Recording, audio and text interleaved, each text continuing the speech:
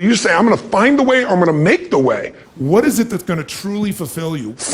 Getting things is not going to make you happy. You want clients for life, not just customers. They want you to supply them more information. He never thought through an exit strategy and he got almost nothing for it. There's a resource that people believe is missing. But failure comes from all the little things. Activity without high levels of purpose is the drain of your fortune. So use your body and your voice. He's an American motivational speaker, personal finance instructor, and self-help author. He became well known from his infomercials and self-help books. In 2013, Forbes estimated his net worth to be $480 million. He's Tony Robbins, and here are his top 10 rules for success. Ultimately, if you're going to have lasting change in anything, you're really talking about just raising your standards. I mean, I always tell people, if you want to know how to change your life, I give it to you in 3 words, boring as it sounds: raise your standards. And what does that mean? Corny as it sounds. Raise your standards. Oh, thank you for the breakthrough thought, Tony. I'm glad I wasted my time watching this little email with you. But think about it. Lasting change is different than a goal. You don't always get your goals, but you always get your standards. Maybe it'll help you is to think about it this way. I try to explain standards to people with a different set of words. Think of it as everybody in life gets their musts. They don't get their shoulds. Like, think about it. Most people have a list of shoulds, don't they? Don't you have a list of the shoulds, things you should do, you should follow through on? I should lose some weight, I should work out more, I should make more calls, I should respond more rapidly to my email, whatever, you know? I should get into the office earlier, I should be, more confident. Whatever your should list is, people love to have their should list be met, but it's kind of like New Year's resolutions. If it does, it's really exciting, but if it doesn't, which is most of the time, it's a little disappointing, but you kind of know it's not going to happen. But when you decide something is a must for you, an absolute must, when you cut off any possible, you say, I'm going to find the way or I'm going to make the way. Human beings, when they resolve things, when they make a real resolution inside themselves, which is they raise the standard and they make it a must, they find the way. Think about it in your own life. Haven't you had some area of your life where you raise your standard and your life has never been the same? Maybe at one time in your life you smoked cigarettes, or you did something and you did it for years and you kept trying to change it and kept telling yourself I should. And then one day something happened. Something just clicked you over. Something took you over that kind of tipping point.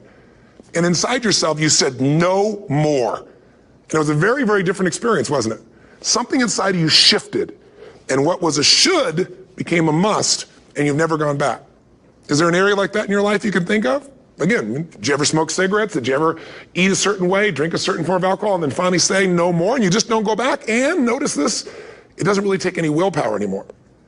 Because somewhere when we make this click, when we make something a must, we attach ourselves to it. It becomes part of our identity.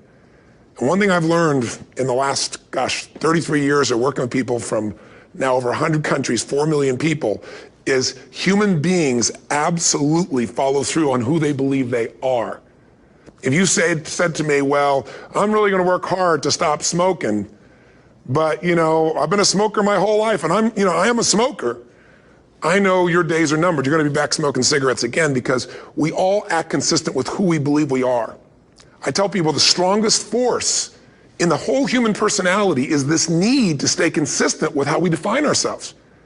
If you define yourself as somebody who is really conservative, you're not going to be crazy and act nuts unless you're really drunk or something, and then you can say it's the alcohol, when it's really just you finally getting permission to be yourself. The alcohol is your excuse.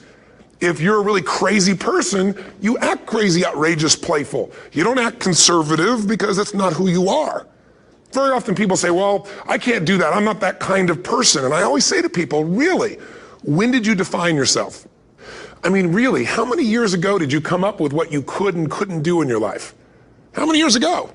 Most people, if they really look at how they're living their life today, it's based on a set of standards, a set of beliefs that they made choices about 10, 20, 30 or more years ago.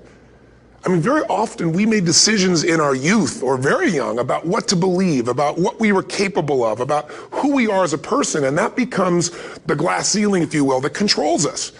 There's a corny metaphor, but it's true. I remember one time I was with my family at the circus, and there was a person there, and they had this big, giant elephant. And you look at this elephant, and they take this little rope, put it around the elephant's neck, and they drive this stake into the ground. And I mean, you look at this and you know that elephant could rip down the entire tent with almost no effort. And yet the elephant doesn't struggle, doesn't try. Why? Because the elephant's conditioned. And they take that elephant and condition the elephant when it's a baby elephant. That's how they train him. When it's a little baby elephant and it doesn't have the power yet, they put a big rope around it and they drive this huge stake in the ground, and the elephant fights and fights and fights. And one day, finally, that elephant decides, I'm not capable of pulling this out. And once that becomes the definition of an identity of anyone, an elephant in this case, they don't even try anymore. It's just who I am, that's how it is, that's just the way it is in my life. I'd like to ask you to take a look at any place you've got a limitation and ask yourself, when did I decide to accept that limitation? And you may not even see it as a limitation, you might see it as just that's who I am. But so often in our lives, we've adapted to be a certain way so that we don't fail or so that people will like us or respect us, but it's not necessarily who we are.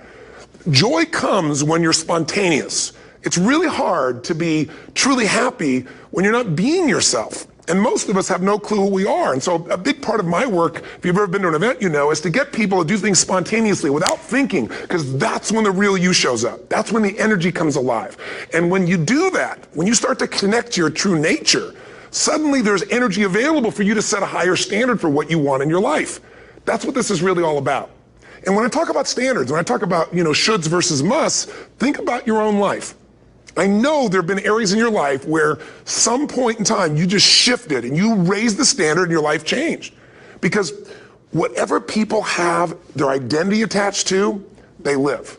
We live who we believe we are. That's just how it works. It's just kind of like, I'll give you an example. Look at your physical body. Your physical body today is an absolute reflection of only one thing, not your goals, not your desires, but your standards. The identity you have for yourself. If your standard is you're an athlete, then there's a certain amount of strength, a muscle tone, and energy that's available in your body on a regular basis because that's who you are. And so you do whatever's necessary to maintain that identity. Again, the strongest force in the human personality is this need to stay consistent with how we define ourselves. Because if you don't know who you are, you wouldn't know how to act. Once you lock in on that identity, your brain finds a way to keep you there. If you say, man, I'm overweight, I've always been overweight, I'm big boned, and that's the story you got, then you're gonna always find a way to get back there. That's your settling point. That's your identity. That's where things lock in.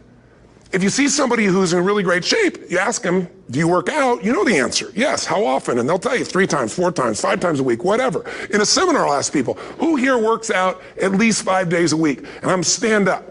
And you look around that room, and you know that they work out 5 times a week because you can see their body. You don't just get a result without some kind of action, without some form of ritual. Ritual meaning actions you do consistently. Now, do you think those people that are out there working out 5 days a week, do they have more time than you do? Or I have, or anybody else? Of course not. Is their life less busy? Of course not. It's just a must for them. They must work out that way, and they've made that turn and their life changed. So I'm not saying you have to work out 5 days a week. I'm just saying whatever you really want, wants don't get met consistently. Standards do. Whatever you identify, this is who I am. And so it's not so much about changing your identity as there's expanding it. Deciding that, instead of your goals to lose 10 pounds, which is not compelling, what if your vision was to get back to my fighting weight? This year, this month, this next 90 days, I'm going to transform my body. I'm going to take on a new challenge. I'm going to find some technique or strategy, there's a million of them, that can reframe myself where I want to feel younger, stronger, more vibrant than ever before. Here's my reasons. Because I want the energy to really make my life work. Because it's tough out there, and I want to be stronger than I've ever been before. I want to go in front of the mirror, and if I'm naked, not, want to laugh. I want to look there and take a good look and go, yeah, I'm proud of whatever I see there. Whatever it takes, something's going to make you laugh, smile, something that's going to tease yourself, but something's going to move you to another level. If you identify yourself in a new way and you own that every day, and that becomes the standard of how you live, you'll find the way to make that standard real. Money's the same way. Think about it. It doesn't matter what's happening, quote unquote, in the marketplace. People that make money find a way to make money no matter what, don't they? I mean, most people's standard is to pay their bills. So that's what most people find a way to do, even when economic times get tough. Most people, if that's their absolute standard, they find a way. Some people's standard is pay their bills most of the time. And so most of the time they do. Some people's standard is not just to pay their bills, but to take care of their family and maybe even some of their friends. And they find a way. In fact, you know, some people may be in a family where they don't have enough money. They barely have money to pay their bills. They work their guts out. And then somebody, their mother, their father, somebody else, their sister gets ill, and there's not enough money to take care of it. Nobody else has money in the family. They don't either, but they find a way to get that money to take care of their mother or father, don't they? And pay their bills. They never could do it before. Why? The situation made them raise their own standard. And not everybody does that. Somebody else in the family might have money and still not take care of their mother. It all comes down to the inner game, my friends. Changing your life is a change in the inner game. The outside world you can't control, but you have absolute control over this one if you learn the dynamics of what shapes you. And identity is one of those simple, clear, fundamental basics that if you start to shift it, everything else will shift in your life as well. Some people, by the way, have to have more than enough money to do what they want, when they want, where they want, with whomever they want, contribute the way they want. And if that's their must, they find a way. I know that sounds overly simplistic, but it's true. You know, somebody once said you could take all the money in the world out of the hands of everybody, out of all the wealthy people in the world who are really successful, give it to other people. It wouldn't take too long, those people would have it back in their hands. It's not because they're manipulative, it's because they have a standard. Some are manipulative, don't get me wrong, but they got a standard of what they're gonna find a way to make happen. I'm just simply saying to you, take those 3 magic words and live them. Raise your standard. Michael Gerber, the guy that wrote the E-Myth, you know, talks about why so many businesses, young businesses fail. And one of the things he says is most people are not really entrepreneurs, but they think that's what they should be. They think that's the sexy thing, that's the most attractive thing, that's the best answer. And what I say to you is you gotta separate the vehicle from the outcome. What is it that's gonna truly fulfill you? What is it that's gonna give you that extraordinary life? What's gonna make things magnificent on your terms, not somebody else's terms, not your father, your mother, your background. What is that really? Separate the vehicle, because there's many ways to get to that vehicle. But I'm saying sometimes you gotta reevaluate what's gonna really make you fulfilled. What is your gift? Are you an artist? Are you the talent that can produce something no one else produces as a skill or a product or a service or some impact? Are you incredibly good at management? You really know how to manage or lead people? Are you an extraordinary entrepreneur that can take that gigantic gut load of risk and can create the vision and attract the talent that you need and the managers and leaders? You may have all 3 abilities, but which one really fulfills you the most is going to be the critical question. Because we tend to want to do them all, especially in a room like this, because you're all overachievers, right? Me too. And you say, well, I can do all these. Yes, you can, but what will it do to your quality of life? See, again, the secret's going to be this. What is an extraordinary life on your terms today? Getting things is not going to make you happy. That's good news in a tough economy. It's a good reminder. You know, it doesn't matter what you get. It doesn't matter whether it be money or opportunity. All those things might excite you for the moment. You know, even a relationship, as magnificent it may be, might be exciting for a while. But if you don't keep growing, that relationship isn't going to stay exciting. So the secret to real happiness is progress.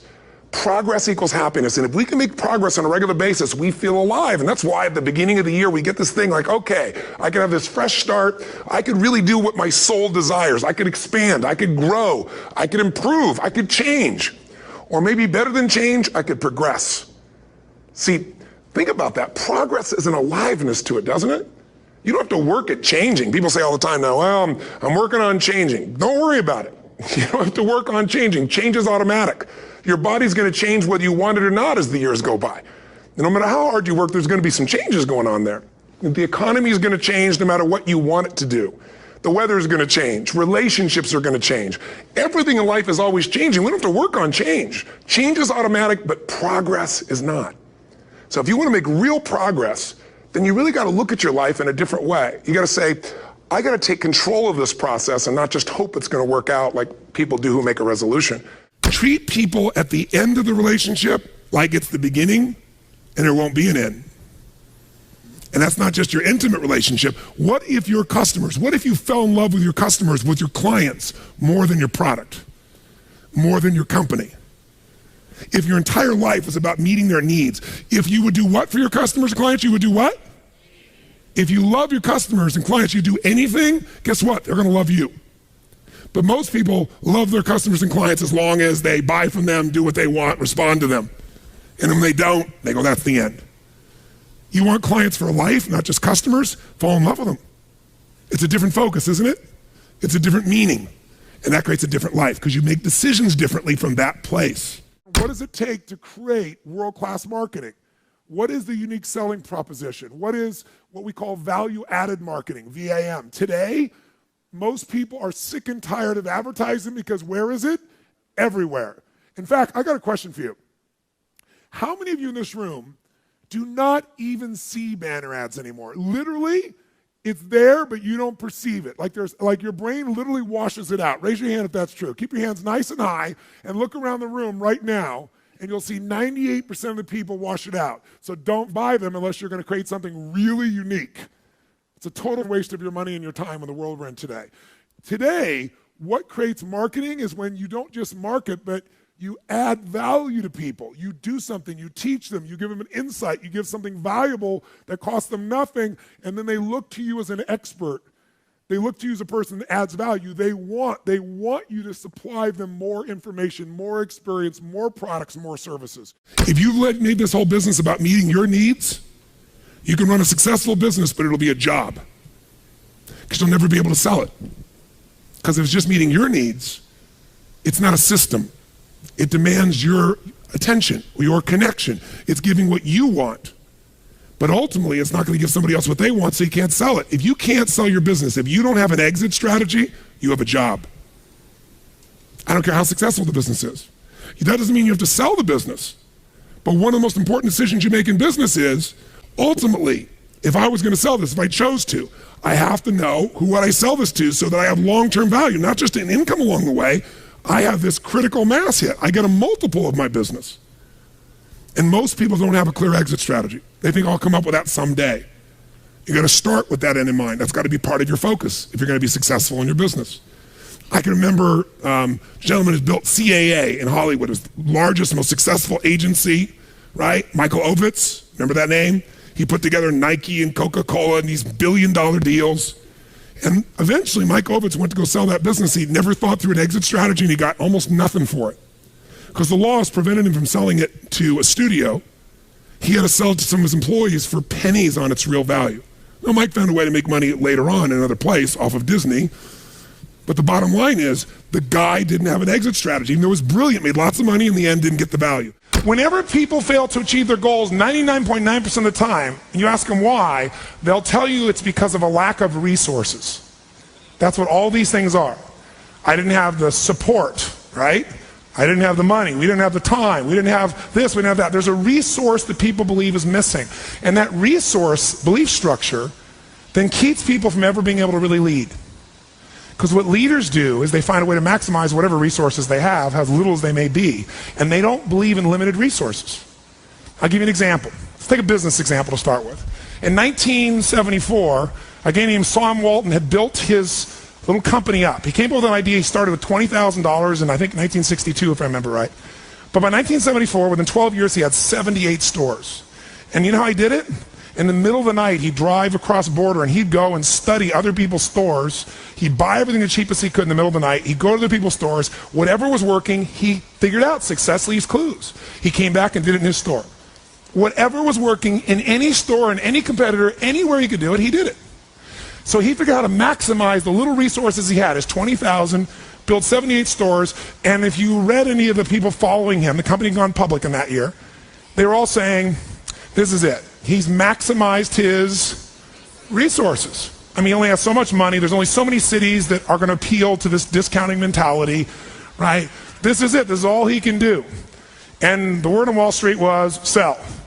Now, what's interesting is at that time, you look at Sears and Kmart, and they were gargantuan companies, weren't they? 20, 30, 40, 50 times, 100 times his size or more, probably. And at that time, they were the leaders, and they knew what's going to happen. But did things change, yes or no? Did he suddenly get mass amounts of capital? No. Here's what they didn't understand. Sam Walton now, or the Walton organization, Walmart, is the most successful retailing operation on earth. And when you talk about Bill Gates being the richest man in the world, that's only true because Sam's fortune is divided up amongst a bunch of different family members. You put them together, they dwarf Bill Gates. Sam Walton did this. How did he do it? What people underestimated is that this guy could go to 4,400 stores, do 250 billion. Where's Kmart today? And they've been shrinking. All of them have been shrinking. And he's the dominant force on earth. Here's the thing he understood. Resources are interesting, but the ultimate resources are the feelings of emotion that make you resourceful. Think of it this way. Resourcefulness is the ultimate resource. What do I mean? What are the emotions that make all this possible? What's the fuel that takes an idea from being in your head where you intellectually know what to do? How many have had an idea, for example, was a great idea, you're excited about it, and then you didn't do anything. One day, there you saw it on the shelf, you saw it somewhere else, someone stole your idea. How many have had this happen? Say I. The only difference between you and that person was not that they had more resources, they were more resourceful. Success and failure are not giant events. They don't just show up. You don't just suddenly become successful or suddenly have this cataclysmic event that makes you fail. It may look that way, but failure comes from all the little things. It's failure to make the call. It's failure to check the books. It's failure to say, I'm sorry. It's failure to push yourself to do things physically that you don't want to do. And all those little failures day after day come together until one day some cataclysmic event happens and you blame that. That event happened because you missed all the little stuff. Do you agree with me? And success, by the way, is not some overnight event. It's all these little things. Success is having a vision. Success is making it compelling. Success is really seeing it and feeling it every day with strong enough reasons. Success is feeling the sense that I'm here to grow and I'm here to give something to the world more than just myself. All the little stuff. That's where success comes from. In business, it comes from delivering more than anybody could imagine. All those little things add up. People go, wow, that's who I want to do business with. It's true in any area of your life. Leverage is critical. You know how I get so much done? Because I don't just get it done. I know the outcome, I know the purpose, and I look for leverage. Leverage is different than delegation. What's the problem with delegation? Delegation is you have all that needs to be done, so you give it to someone else, and you tell them what needs to be done, and when they don't do it, you're pissed off. Leverage says, I can move the biggest boulder in the world with a little bit of effort if I get something I can do it with, but I'm still part of it. So leverage is, if I'm going to leverage something here with Tom, I'm going to make sure Tom understands the what? The outcome. I want to make sure Tom understands the purpose, the why, and the action. But I might say to Tom, if you can get this done without this action or better action, go for it, baby. And I want to talk to you on this date, and we got a promise, and we're going to check in before it's needed. So there's no surprises. And if you're having problems, Tom, come back to me because we're partners on this.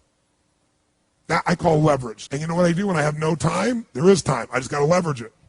Now, you say, I have no one to leverage it to. You know, Shane over here, right?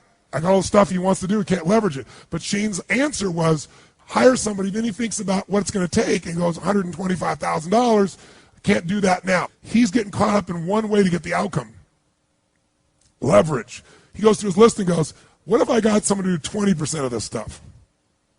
I could spend 20 grand to get that much freedom. I could pay for it times 10. And if I'm really productive, my productivity should enhance the world, not only my clients and customers, but it should provide jobs for other people. And if there's anything you hate to do, it's because you're either ineffective at it or you don't think it's very important, but it is urgent. So you need to hire somebody for those things. And ideally, somebody who loves that job. You're never going to grow when your time is eaten up for activities that aren't that important. Activity without high levels of purpose is the drain of your fortune. Do it now. If you can't get it all now, do a part of it now. Leverage is power. Leverage is ultimate power. Here's what I've created for my life, and anyone I know has succeeded. I'm a 17-year-old kid from Azusa, California, with no real education other than self-education, with no background, with parents that did their best, all of them, with no money. But I did one thing. I love people, and I had an enormous demand I made upon myself, and I sculpted my mind and my emotions to get me to do whatever it would take to achieve and to contribute. But to do that, I did it by using my body and changing my focus.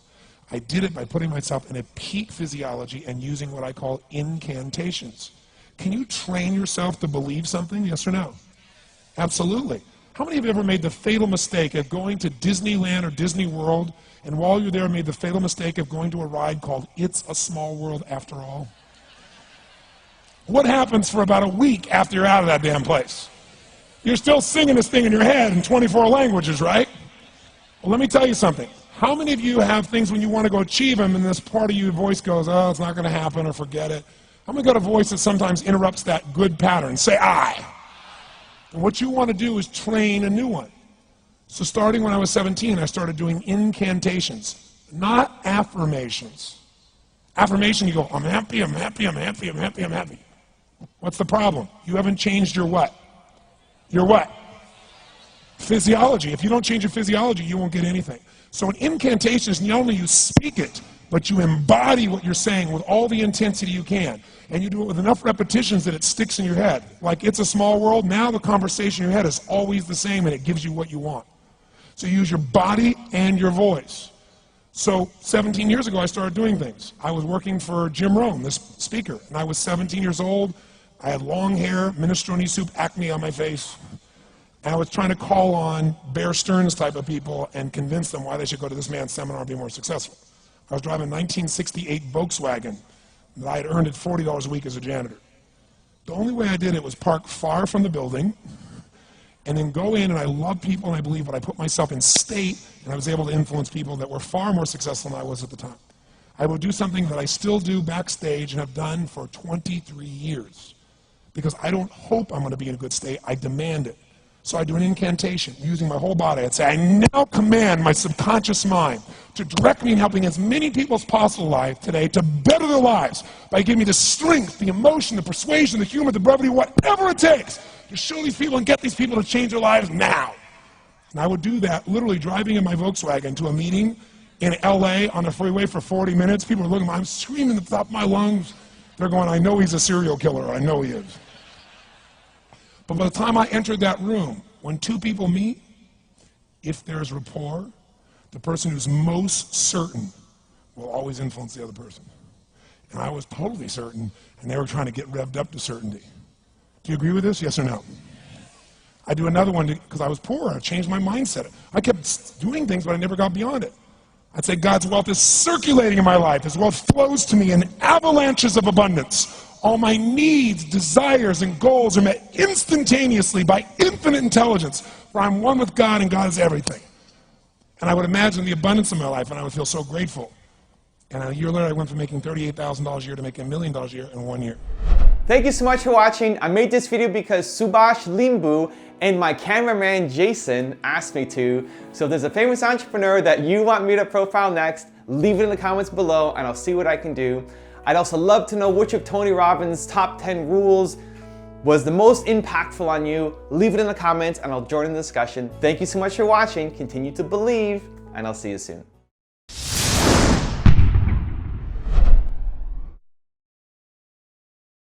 There's a man named Ken Blanchard who wrote those books called the 1 Minute Manager books.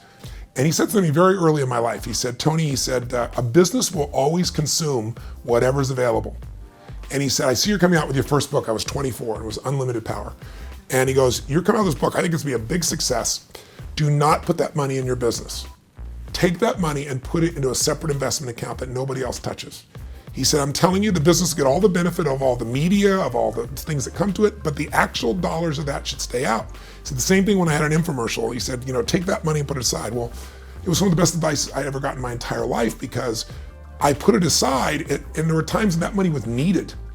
But I was like putting it in a chapel. It was like putting it where it was sacred money and it was not going to be touched. If someone came along and said, you have no money for your business, but guess what? Obama just raised the taxes 20% more for your business, you'd scream, you'd yell, you'd be upset, and you'd pay it. So why not put your family first? Why not have a portion of what you own, or what you earn, I should say, for yours to keep? It doesn't go to Kate Spade, it doesn't go to Wall Street, it goes to your family. And the way you do that is you tax yourself. It's a wealth tax. You go, that's my freedom fund, and that comes off the top, and the secret is automated so you don't see it. That's really the most important. Very often you're getting what you're asking for, you're just not aware of how general you're asking. Clarity is power. The more clear you are about exactly what it is you want, the more your brain knows how to get there. Your brain is a servo mechanism. It's like a bomb. Those bombs, those missiles, they have a servo mechanism. So if the target moves, it knows what the target is, it follows it. Your brain, when you condition it, knows exactly what to go for and it'll find a way to get there. Did you ever buy a certain outfit or a certain car and suddenly see that car outfit everywhere? How many of you have had that experience? Say, aye. How come that car outfit's everywhere? It always was everywhere, but now you notice it. And the reason is because there's a part of your brain called the reticular activating system, the RAS. That part of your brain determines what you notice and what you don't notice. Your brain spends most of its time trying to make sure you don't notice because you'll go crazy if you notice everything. But when you decide what's most important to you, your brain goes after it. Everyone I know who's successful builds what I call an RPM plan. An RPM is built on the metaphor that the way to get from where you are to where do you want to go to the fastest is you got to build power, like in a car, RPMs. And the R stands for they know the result they're after. They know what they want precisely. If you don't know exactly what you want or you let yourself get beyond that into something general, you're not going to achieve it. Clarity is power. You got to know the specific result you're after. What do you want? If you can't answer that question right now in your personal life, in your body, in your relationships, in your finances, in your spirituality, then you're not going to be as fulfilled as you want to be. Here's my assignment for it if you want one. If you want to go from conversation to some action, here's a simple thing to do. What's an area of your life right now that you really want to improve? What's an area that's important to improve? If your body's great, how about your career? If career's great, how about your relationships?